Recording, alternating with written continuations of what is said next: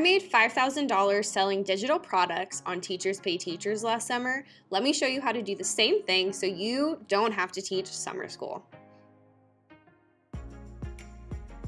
Hey guys, it's Lauren, and I'm so excited today to show you how to set up your very own Teachers Pay Teachers storefront. I've been using Teachers Pay Teachers since the beginning of the pandemic, really, 2020, and I'm gonna show you how you can set up your store and how to get your first digital product up, ready to go, so that you can start making money and avoid teaching summer school, because we all need a break. Let's show you how to set up your Teachers Pay Teachers store.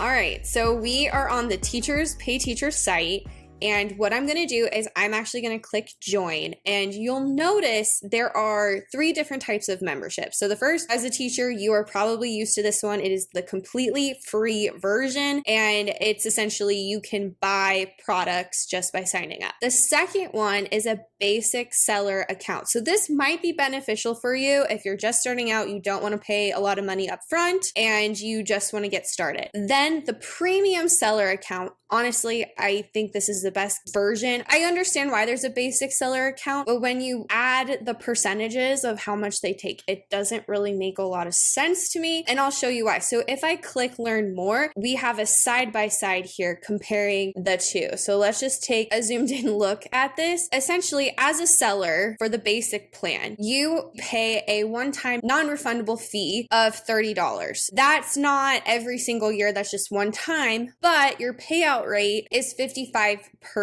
So that means that TpT is taking 45% of the sale on every sale that you make. Also, there's an additional transaction fee of 30 cents when you get paid. For the premium, you pay $60 per year, not the one-time fee. Then you get to keep 80%, TpT keeps 20%, and then 15 cents per resource, but that's only on orders that are less than $3. And then of course you get a bunch of premium marketing features. It's up to you on what route you want to go. I'm going to kind of show you the premium seller. That is where I am currently at my TpT store. So what you would do, click join now, and you're going to fill out all of the important information that TpT needs, of course, and then it will ask you to sign in with your PayPal account. So that's initially how you will get paid. That's how TpT will send you your money that you earn, is through PayPal initially. Once all of that is done, the process of signing up is done, then you get to start with your Teachers Pay Teachers store. The next thing that you'll come to is your store profile. So you'll add your profile picture. What do you want your store name to be? So mine is just Canvas Queen. And then you get to add in your first kind of like banner. They call it a personal quote, but if I click edit here, you'll be able to see that I can, for my personal quote, upload a file and then add a link. So I actually have it linked to my link tree currently, which is awesome. And then you get all of these different kinds of account features. So all the fun stuff that you get to add so people can kind of recognize you and get to know you and where you're from as a teacher and who's creating all of the products that they will love. Let's create now our first product. So we're going to go over to the little store and we're going to click add a new product. And from here, you have some options of what kind of product. So whether that be a digital download, a video, your Google Drive, or easel, or you can bundle a bunch of resources you have previously created. So this is not for really if you're a newbie. The best one that I have used is the digital download, because basically you can place anything into a zip file on your computer and then people can download that zip file and take all of the information within it. So we will click digital download, and what you're going to start with is naming your product and then uploading it. So let's go find one of my resources and we're going to turn it into a digital product. All right, so this is a Google slide that I actually used within Canvas. I embedded this as a student agenda. So students could click on each day and then they'd have some sort of list of things that they needed to complete. I would also post up and project on the board. I created this for my own classroom. And so what I'm going to do now is actually sell this product. So there's a couple ways in which I can do this. We are going to make this into a forced copy. So I'm going to come up to the very top here, and instead of edit, I am going to type in copy. And from there, I'm going to now copy this link. I'm going to open up a new Google slide, completely blank. And then from here, what I will do is I will add some text and we'll say, click here to access product. All right, so now what I'm going to do is add this link. So I'm just going to select it all and then paste in my Google link, apply, and then we'll also make this again, instead of this color, we'll make it black. Perfect. And now I can actually download this as a PDF document. So that way the link will be live. I need to make sure that this is not restricted access. So anyone with the link can view it. Otherwise, no one will be able to access and make a forced copy of this product. Okay, perfect. So it's downloaded. I can come back here. I'm just going to click and drag it and it should be able to download, as you can see, very, very quickly, which is awesome. And then we'll name the product. So we will do Google. Always important to consider like SEO, key terms, that kind of stuff. So Google slide, it is a Google slide, teacher to-do list, that kind of stuff. Other words that could help with any searching. So maybe I'm also going to add student agenda, digital, there we go, digital agenda. It's giving us now a thumbnail. Now the thumbnail and preview can pretty much be the same thing, but it's like a mini advertisement. Right now, the one that it auto-generated is not really selling this product very well. I am going to go over to Canva here, and you can see this is a great advertisement that is not giving away fully what the product is, because we don't want someone else to come and kind of like attempt to steal our designs.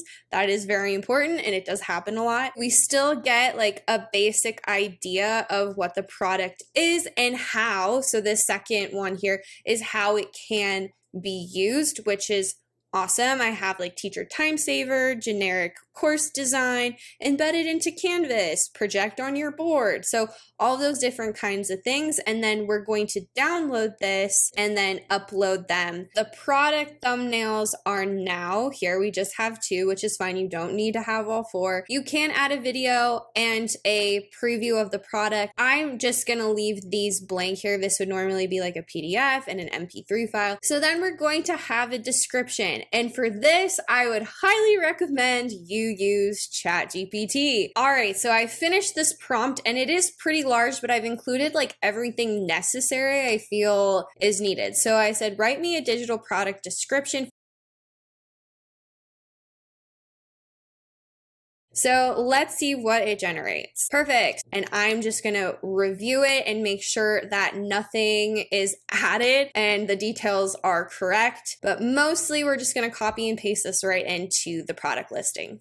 All right, so I reviewed it and all I'm going to do is select paste and scroll down. Now we get to the price. Now, the one thing I didn't mention that I probably should have, your first product will be free. That is just something that TpT does. So make sure if it's a product that you want to sell, make sure that on your first product posting, you maybe give a little snippet of that product, because it always, I don't know why, it's just going to be a free resource. I kind of have an idea of what these sell for. So I'm just going to do $3, and then we will select a tax code here. For this, we will do other digital goods. For the category, we're just going to do not grade specific. For the subject areas, you're pretty much just going to do for all subjects. The other subject area that I would just add is specialty. You can only do 3. Now what I'm going to do is skip all over the educational standards because it's just a to-do list. The teaching duration details, we don't really need to put that. I'm just going to do, it was a total of 7 slides. I don't need an answer key. Copyright. So make sure if you include anything that has copyright information, you have the rights to use that. But for this is something that I created myself.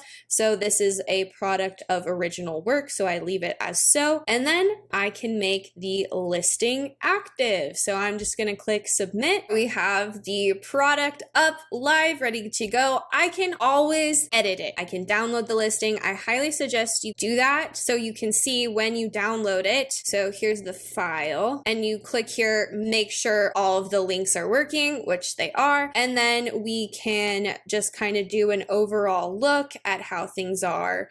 And I probably will change this up a little bit, just the formatting. That is essentially how you get products on TpT. Let's now see some alternative sites that don't take nearly as much of a cut as TpT does. Welcome to my Fourthwall shop. So I have a list of products here that are currently available, and we can actually take a look. This is my new site, and you can sell digital products on here for free. They will take a little cut, but it's not nearly as significant as TpT. So I'm going to go to products, and we can create a new product, and there are the 3 different types. You can design something new, so whether that be like a teacher t-shirt, or sell something that you currently physically have in hand, or digital products. So it's really easy. You just click, and just like I showed you before with the TpT product listing, it's exactly the same step. So here's my digital product. Let's say I want to sell this for $5 or something.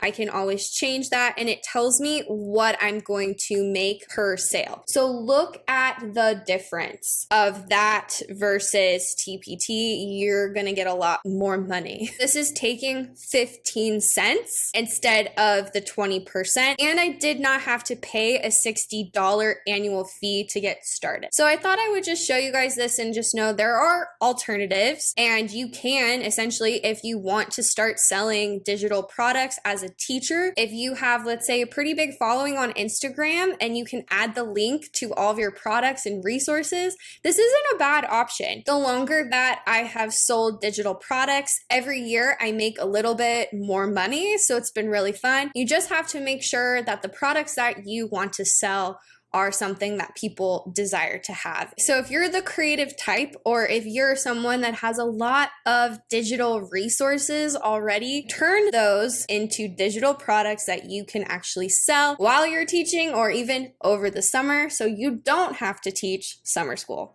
I want to thank you guys so much for watching this video. I really hope it was helpful.